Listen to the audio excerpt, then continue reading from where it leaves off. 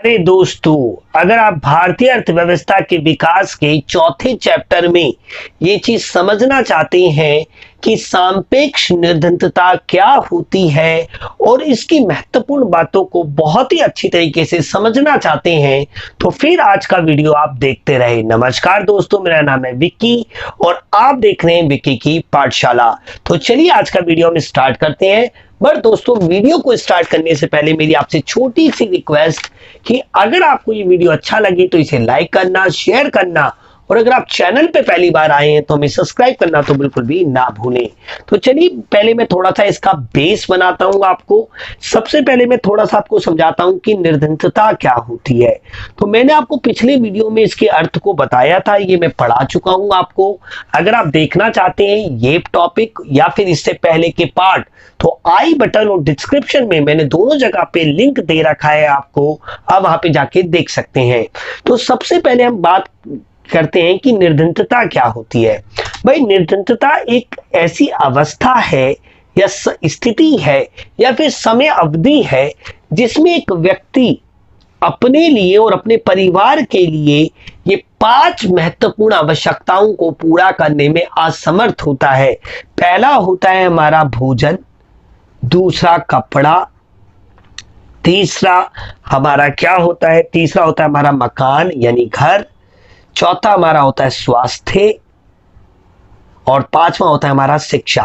तो निर्धनता क्या है? जैसे एग्जाम्पल के तौर पे मैं अपने आप को लूं कि अगर मैं एक गरीब व्यक्ति हूं और अगर मैं निर्धनता से पीड़ित हूं तो मैं अपने लिए और अपने परिवार के लिए ना तो भोजन उपलब्ध करा पाऊंगा खुद के लिए और अपने परिवार के लिए, ना ही कपड़ा, ना ही मकान, ना ही स्वास्थ्य और ना ही शिक्षा।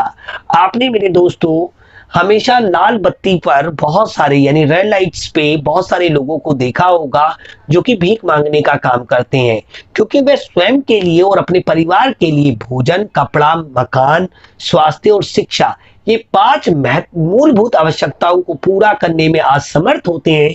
इसलिए दोस्तों वो जिस स्थिति से गुजर रहे होते हैं उसे ही हम कहते हैं निर्धनता यानी गरीबी।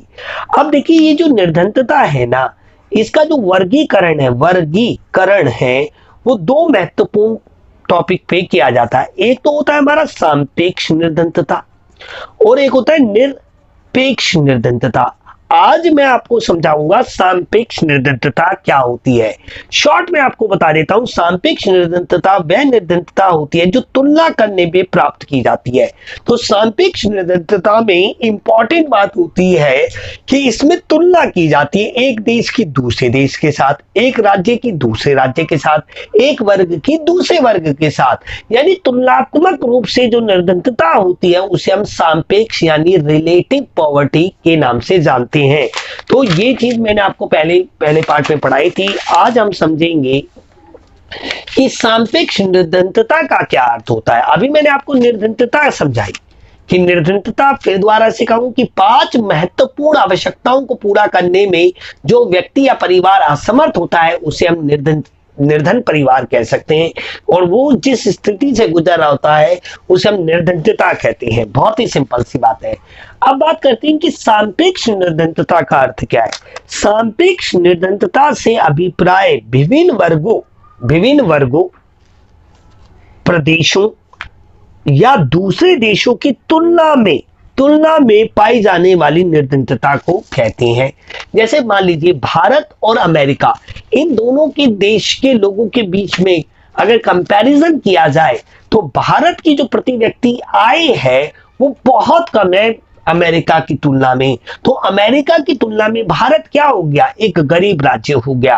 अगर हम भारत के ही राज्यों की आपस में तुलना करें, जैसे एग्जांपल पंजाब की हम तुलना करें उड़ीसा से, तो पंजाब की जो प्रति व्यक्ति आय है वो ज्यादा है जबकि उड़ीसा की कम है। और ऐसे अगर हम एक और करें कि महाराष्ट्र की तुलना करें बिहार से, तो महाराष्ट्र की प्रति व्यक्ति आय क्या है, ज्यादा है जबकि बिहार की कम है। तो किन्हीं भी 2 प्रदेश हो, 2 राज्य हो, 2 देश हो या फिर 2 वर्ग हो। वर्ग की बात करें, जैसे कि अगर हम कहें राजपूतों की तुलना करें दलितों के साथ, अगर हम दलितों की तुलना करें तो आप पाओगे कि राजपूतों का जो जीवन स्तर है वो ज्यादा अच्छा है, बेहतर है, क्योंकि उनका जीवन सही रहा है पहले से ही। तो एक बहुत ही सिंपल सी बात मैं आपको समझाने की कोशिश कर रहा हूं कि दो वर्गों के बीच में, दो प्रदेशों के बीच में, दो देशों के बीच में जब आप तुलना करते हो और उनके बीच में एक उच्च देश होता है, यानी उसका उपभोग, जो न्यूनतम उपभोग स्तर होता है वो ज्यादा होता है, प्रति व्यक्ति आय ज्यादा होती है, और एक की कम होती है। जो कम होती है ना, वो सापेक्ष रूप से निर्धन देश या राज्य या फिर वर्ग माना जाता है। अब देखिए, आपको ये तो चीज क्लियर हो गई कि जो रिलेटिव पॉवर्टी होती है, जो सापेक्ष निर्धनता होती है, उसमें तुलना होती है। अब जरा देखिए कि इसी तुलना में जो यूएनओ है, यूनाइटेड नेशंस ऑर्गेनाइजेशन, जिसे हम विश्व राष्ट्रीय संगठन यानी विश्व राष्ट्रीय संगठन के नाम से जानते हैं, उसने एक रिपोर्ट दी थी और उस रिपोर्ट में ये लिखा गया था कि यूएनओ की एक रिपोर्ट के अनुसार उन देशों को सापेक्ष रूप से निर्धन माना जाएगा जिनकी प्रति व्यक्ति कुल आय $1 प्रतिदिन से कम है। यानी जिनमें देशों की $1 से कम प्रति व्यक्ति आय एक दिन की, तो उन देशों को आप क्या कहेंगे? निर्धन देश कहेंगे। और दोस्तों, आप जानते हैं कि भारत ने एक बहुत लंबी गुलामी के बाद आजादी पाई 1947 में, और 1950 से हमारा जो विकास पद हुआ बहुत अच्छा हुआ। हमने प्राथमिक क्षेत्र हो, द्वितीयक क्षेत्र हो या तृतीयक क्षेत्र हो, काफी तरक्की की, हमने काफी विकास किया, बट उतना विकास नहीं किया जितना हम कर सकते थे। या फिर हम कहें कि हमने आर्थिक विकास तो किया, बट साथ में हमारी जो जनसंख्या था ना, उसमें विस्फोट हो गया, तो जिसके वजह से प्रति व्यक्ति आय कम हुई, आर्थिक समृद्धि आर्थिक विकास में कन्वर्ट नहीं हो पाई, क्योंकि जो कुल राष्ट्रीय आय थी ना, वो बहुत कम लोगों के पास उसका बहुत बड़ा हिस्सा था और बहुत सारे लोगों को बहुत कम हिस्सा प्राप्त होता था। तो यहाँ पे मैं आपको ये चीज तो क्लियर हो गई होगी। अब मैं आपको ये बताता हूं कि भारत की प्रति व्यक्ति आय $330 प्रति व्यक्ति है। यानी अगर एक साल में 365 दिन होते हैं, तो भारत की जो प्रति व्यक्ति आय है वो $1 से भी कम है। तो यूएनओ की दृष्टि से अगर आप देखें तो भारत एक क्या है? निर्धन देश है। और भारत की जो जनसंख्या है, भारत की जो जनता है, वो निर्धनता की स्थिति में है। इसलिए दोस्तों, भारत को एक गरीब देश बोला जाता है, और 2014 के बाद ये और भी गरीब होता जा रहा है। तो आपने देखा, और एक बात आप चौंक जाओगे कि मिस्र हो या श्रीलंका हो या पाकिस्तान हो, इनके भी प्रति व्यक्ति आय जो है ना, प्रति व्यक्ति आय वो भी भारत से क्या है दोस्तों? ज्यादा है। आपको हैरानी हो रही होगी, यानी पाकिस्तान की प्रति व्यक्ति आय और अगर पूरे साल की बात करें तो वो $330 से ज्यादा है, यानी भारत से ज्यादा है। श्रीलंका के भी और मिस्र के भी। आप समझ सकते हैं कि श्रीलंका एक गरीब देश है, पाकिस्तान भी एक गरीब देश है, बट भारत उनके कंपैरिजन में भी गरीब है। तो यूएनओ की जो दृष्टि में ना, भारत अत्यंत गरीब देशों की श्रेणी में आता है दोस्तों। अब अगर हम विकसित देशों की बात करें, जैसे कि अमेरिका की प्रति वर्ष आय देखी जाए, जैसे भारत की तो मैंने अभी आपको बताई 330 है, बट अमेरिका की कितनी है? 36,970। आप देख सकते हो कहां 330 और कहां 36,000, यानी 37,000 के ऑलमोस्ट करीब है। ऐसे जापान की देख लीजिए 34,830, स्विट्जरलैंड की देख लीजिए 35,999। तो आप देख सकते हैं कि इनके कंपैरिजन में अगर भारत के 330 रुपए प्रति $1,000 की अगर हम देखते हैं, तो आप पाओगे कि भारत कितना नीचे है। क्योंकि इसका एक बहुत बड़ा रीजन है दोस्तों, प्रति व्यक्ति आय का नहीं बढ़ना।